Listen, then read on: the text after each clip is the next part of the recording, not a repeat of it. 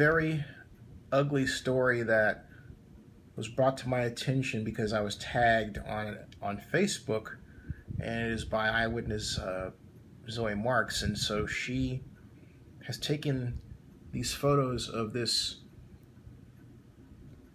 I have to say, unarmed black man who was trying to buy groceries at the Whole Foods with his EBT card and was beaten by a Whole Foods security guard to the point where he was immobile and unconscious. And she says that no one called paramedics. Look at this blood.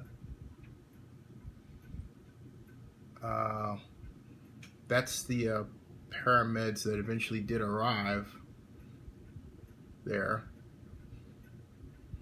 Now, she reports on this that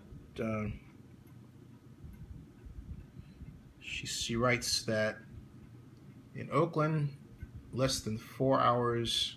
Now, she posted this 14 hours ago, and it says, in Oakland, less than 4 hours, and I just saw a young man violently assaulted by an armed security guard at Whole Foods, slammed repeatedly against concrete pillars, put in a chokehold, restrained, and suffocated until he was thrown face down on the pavement unconscious. The guard locked him out of the store despite the fact that he was immobile. Not a single employee called the paramedics. He was trying to buy groceries with his EBT card and ended up in a stretcher. We spent an hour giving my written statement to the police, who are professional and polite. Does anyone know with whom and how we can share this story and most justify and justly and effectively? I'm sorry for more graphic images against black citizens, but I was there and spoke to the victim to keep him conscious. Perpetrator, several bystanders, and cops. Armed private security guards cannot be tolerated at our grocery stores and communities when this is what they do to paying customers.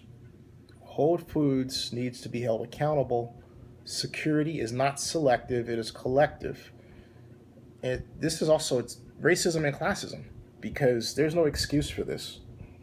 And that's absolutely ridiculous. That happened, I understand, before Whole Foods, but the bottom line is there's no excuse for this. And also there's growing incidents of racism and classism against black men in Oakland, around the lake. And here's the latest example.